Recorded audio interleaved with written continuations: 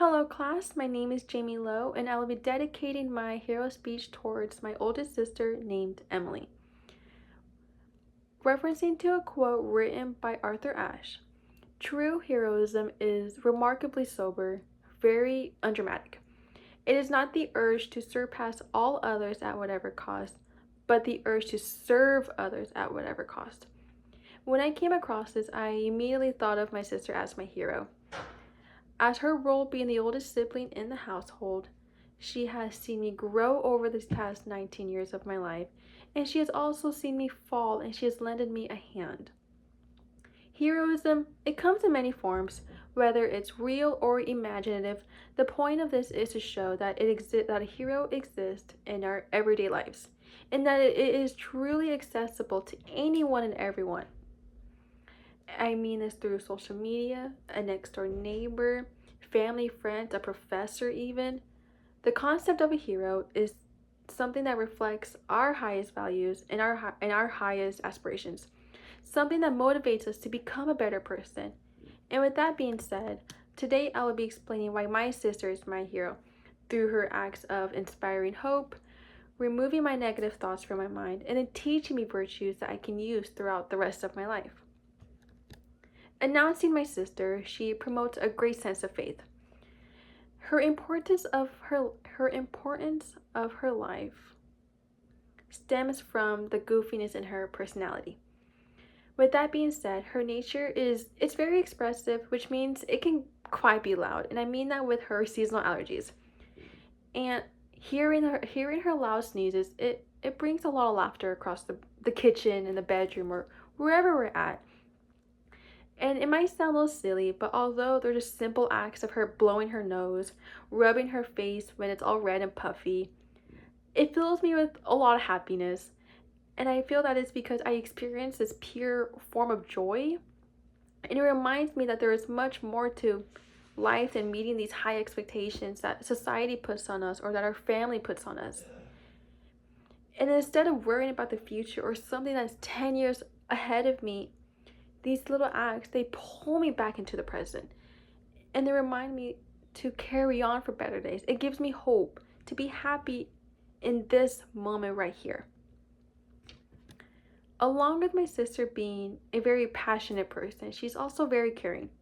Emily is someone who I can vent to and someone I can open up about anything. Having that mentioned, she reminds me of a dream catcher. In reference to a dream catcher, she is someone who I can shed my dark thoughts. Speaking to her about my feelings of disencouragement, insecurity, self-hatred, or just honestly just having a bad day, these raw emotions, they get channeled through her. Or in a sense of a dream catcher, they travel through the inner web. Except these raw emotions are so chaotic and a big mess of a huge jungle that they get tangled, they get stuck within this web. And with that being said, it's away from my mind. It's no longer in here, it's out here.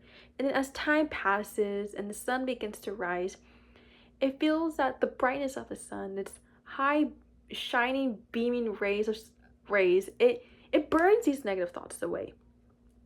In a literal sense, my sister frees me away of the darkness in my head by allowing my mind to be filtered out.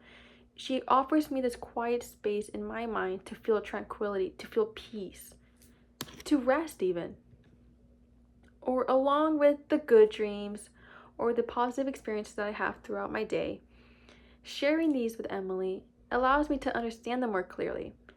Or it also gives me the space to solidify these insights into lifelong virtues.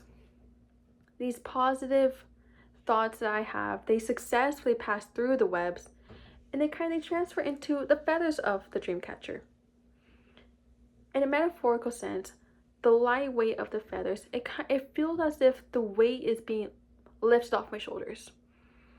But then the feathers also have beads attached to them. And with that being said, it feels that Emily is catching these beads and keeping them near me. And as her and I communicate these beads or these good dreams, these good experiences that I have, she's translating them as we communicate about them.